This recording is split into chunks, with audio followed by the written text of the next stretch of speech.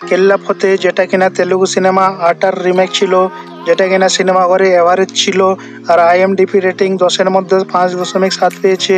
এরপর অঙ্কুশের দ্বিতীয় সিনেমা আসে 2012 সালে, ইডিয়েট, যেটা কিনা তামিল মুভি থিরুলাইয়াদল আরামবামের রিমেক ছিল, যেটা কিনা সিনেমা ঘরে হিট হয়ে যায়। IMDb রেটিং 5.5 পেয়েছে।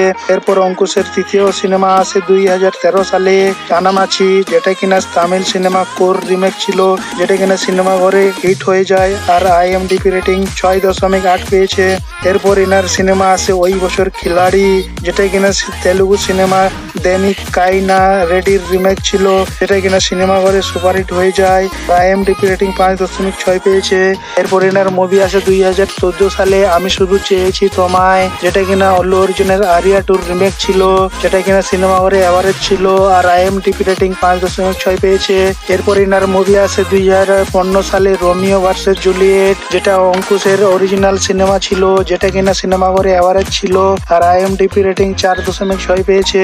এরপর এনার মুভি আসে ওই বছর জামাই 420, যেটা কিনা সিনেমা ঘরে পুরো ফ্লপ হয়ে যায় আর IMDb রেটিং 4.3 পেয়েছে।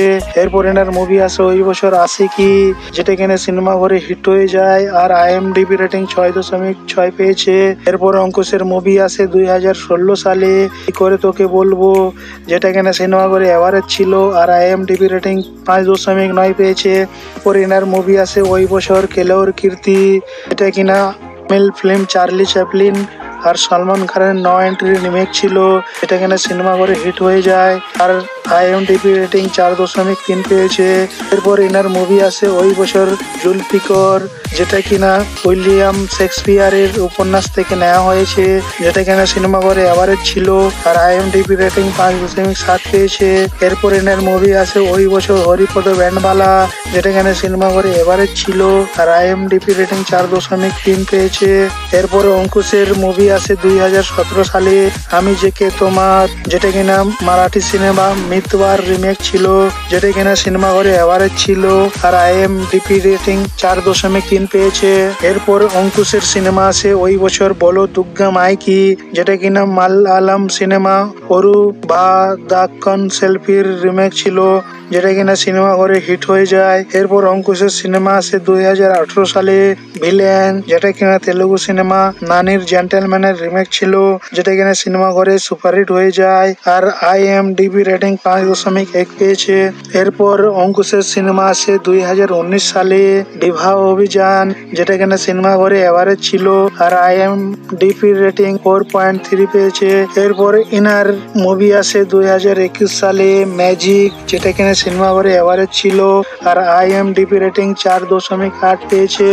এরপর অঙ্কুশের সিনেমা আসে ওই বছর FIR নম্বর 339, যেটা কিনা সিনেমা ঘরে হিট হয়ে যায় আর IMDb রেটিং 6.6 পেয়েছে। এরপর ইনার মুভি আসে 2022 সালে, কিসমিস, এই সিনেমায় অঙ্কুশের ক্যামিও রোল ছিল। এরপর ইনার মুভি আসে ওই বছর জি5 OTT প্ল্যাটফর্মে সেভিং অ্যাকাউন্ট, যেটা কিনা হিট হয়ে যায় আর IMDb রেটিং 5.1 পেয়েছে। এরপর এনার মুভি আসে ওই বছর ওগো বিদেশিনী, যেটা কিনা সিনেমা ঘরে হিট হয়ে যায় আর IMDb রেটিং 8.4 পেয়েছে। এরপর ওনার মুভি আসে ওই বছর জি5 এ উত্তরণ, যেটা কিনা সিনেমা ঘরে হিট হয়ে যায় আর IMDb রেটিং 6.3 পেয়েছে। এরপর অঙ্কুশের সিনেমা আসে 2023 সালে OTT প্ল্যাটফর্ম জি5 এ ভয়, যেটা কিনা পুরোপুরি ফ্লপ হয়ে যায় আর IMDb রেটিং পায়নি।